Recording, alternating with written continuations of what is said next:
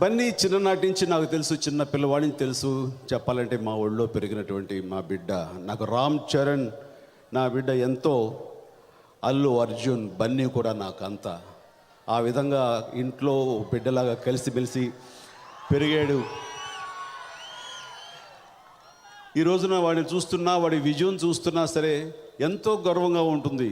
అది మన బిడ్డ అన్న గర్వం, నావాడు అన్న గొప్ప ఫీలింగ్.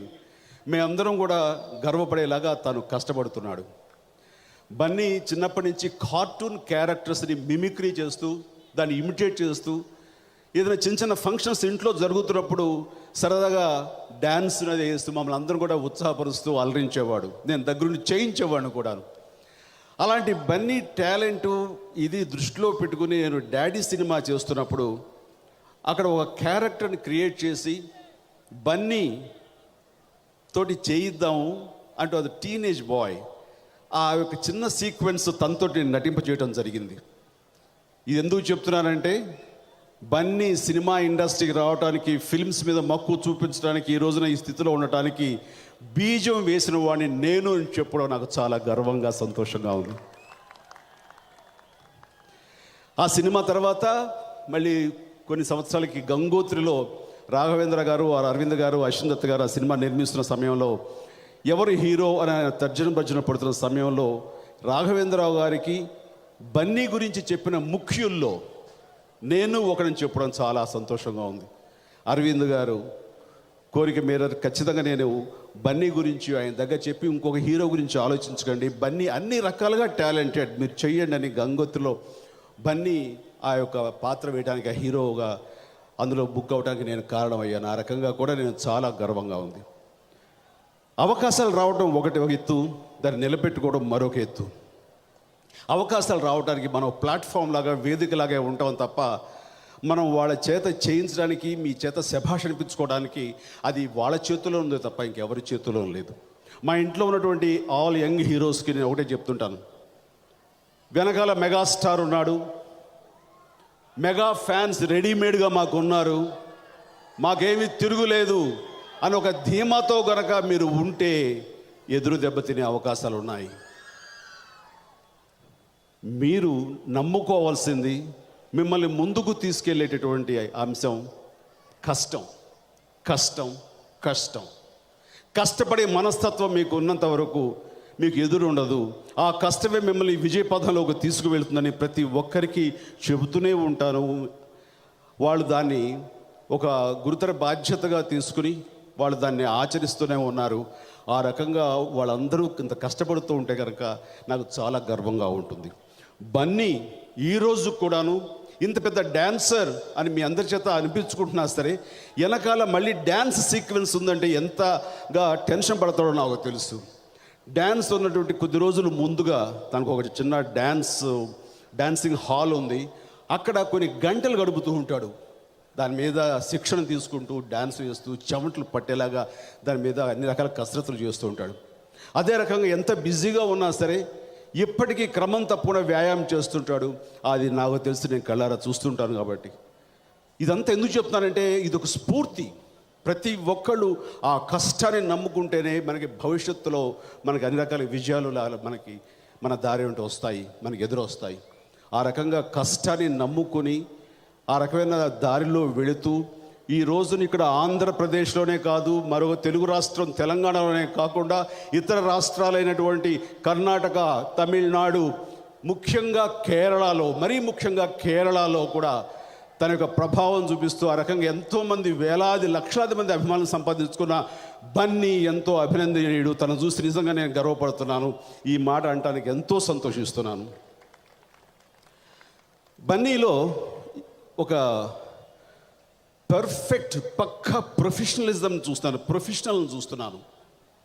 ఎప్పుడు సరదాగా, చిలిపిగా ఉండే బన్నీలో ఒక రకమైన నటుడుగా పరిణితిని చూస్తున్నాను. అలాగే ఒక వ్యక్తిగా ఒక హుందాతనం చూస్తున్నాను ఈ మధ్యకాలంలో.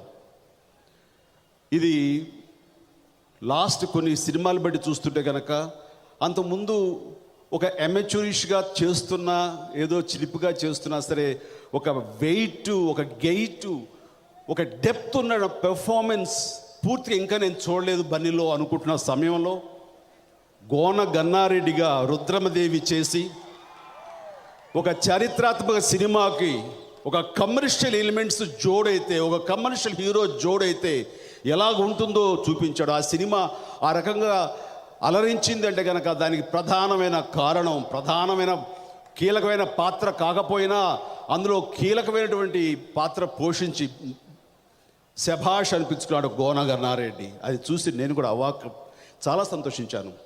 ఆ తర్వాత వచ్చినటువంటి సన్ ఆఫ్ సత్యమూర్తిలో చాలా ఒక మెచ్యూర్డ్గా సెటిల్డ్గా చేశాడు.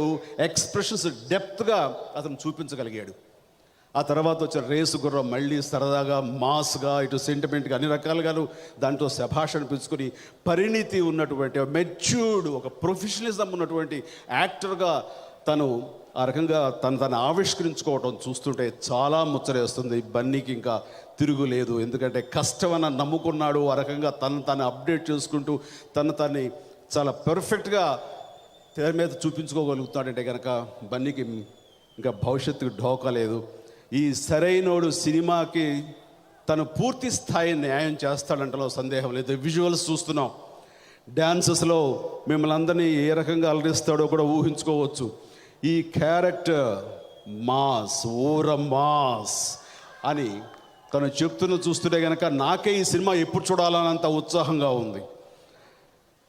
ఆ సినిమా అందరినీ అలరిస్తుంది. ఫ్యాన్స్ని, మాస్ ఫ్యాన్స్ని మరీ వాళ్ళకి అద్భుతంగా ఉండేలాగా తీర్చిదిద్దబడిందని చెప్పేసి చెప్పడానికి ఏమాత్రం సందేహించక్కర్లేదు.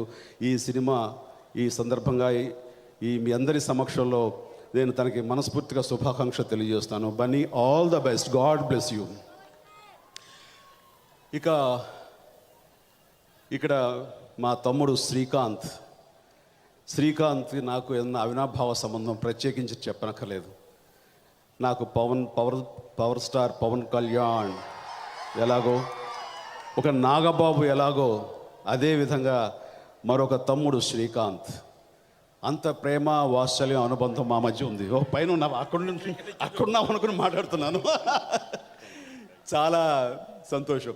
మా ఫ్యామిలీ నుంచి ఒక సినిమాలో ఒక అవకాశం వచ్చింది అని అంటే ఎవరైనా సరే కొంచెం బేరేజ్ వేసుకుంటారు, చెయ్యాలా చేయకూడదా అంటూ. ఇంకా అలాంటి లాజిక్లు, తర్కాల్ని పక్కన పెట్టి సినిమా చెయ్యాలి అంతే.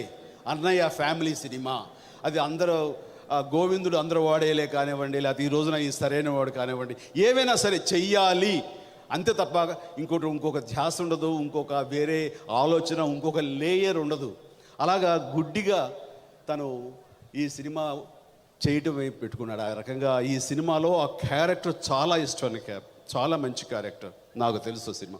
సో ఆ రకంగా తను కూడా పెద్ద మనసుతోటి ఈ సినిమాకి తన నటనతో, క్యారెక్టరైజేషన్ తోటి ఒక నిండుదనం తీసుకొచ్చేటువంటి శ్రీకాంత్ని మనస్ఫూర్తిగా అభినందిస్తున్నాను.